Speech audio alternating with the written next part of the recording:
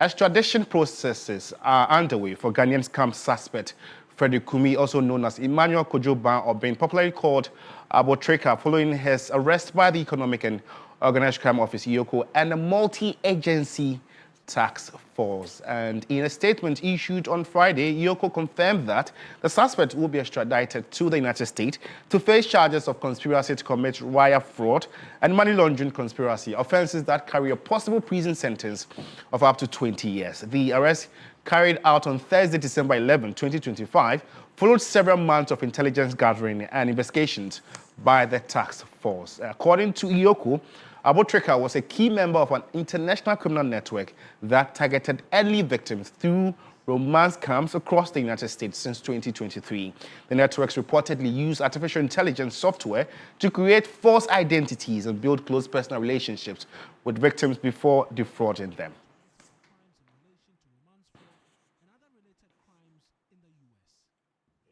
Meanwhile, Minister for Communications and Digital Innovation, Sam George, says that 3 more cyber fraudsters will be picked up in the coming days. Take a listen.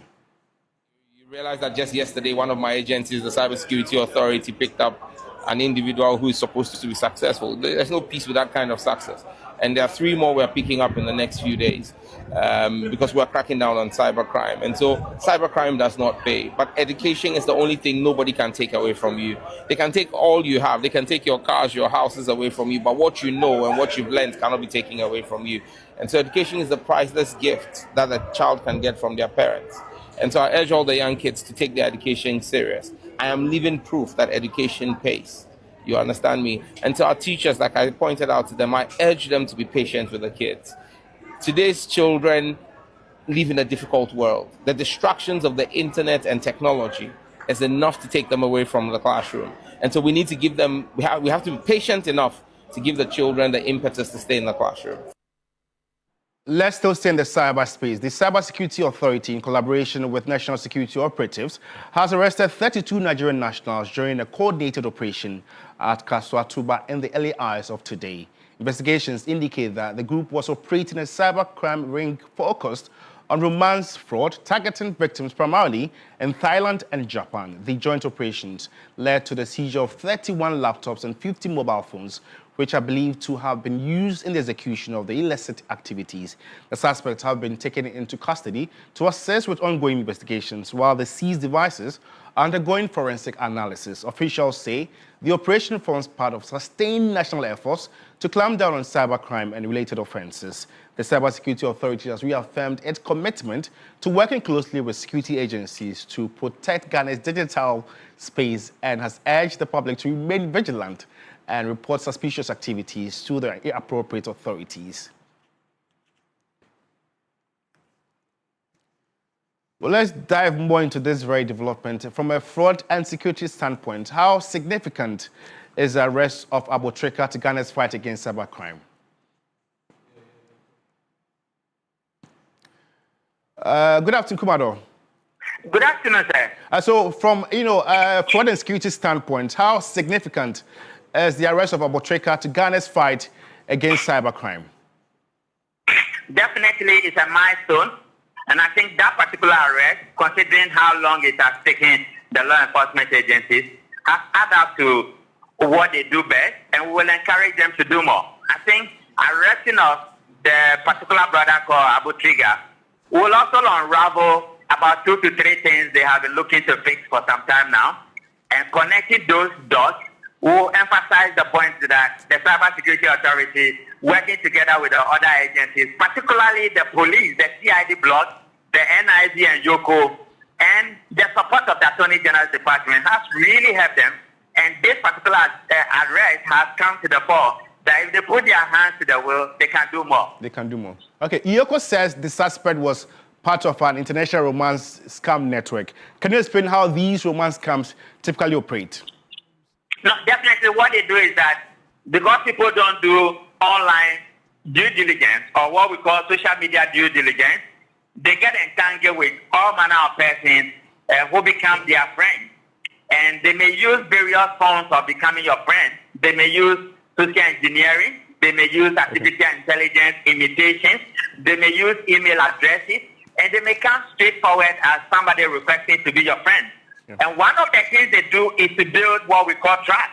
Because many of these scams are what in financial intelligence or financial crime purposes, we call it trust-related fraud.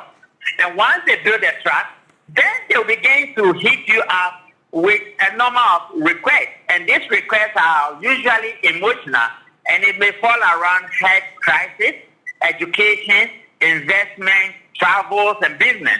Those are the normal trends they may use. Some of these, they are emotionally charged requests onto you. Because they have no trust, and because you have also not done the social media due diligence, you are likely or presumably, or the probability of you falling victim to such is very high. Okay. The second point is that some people might have duped these people, and they might have linked the methodology and the trend to these new people who are also signing on onto these other people. And once that is done, you can be due forever. So those are some of the things they do when it comes to some of these trust-related fraud. Richard, this case involves the use of artificial intelligence, AI, to create fake identities. How is AI changing the nature of cyber fraud globally? No, when the AI started predominantly, which is not a new thing, one of the red flags to raise is that two things comes with AI as a challenge: voice imitations and imagery duplication. So you have voice imitations to deal with as a challenge, the imagery duplications to deal with.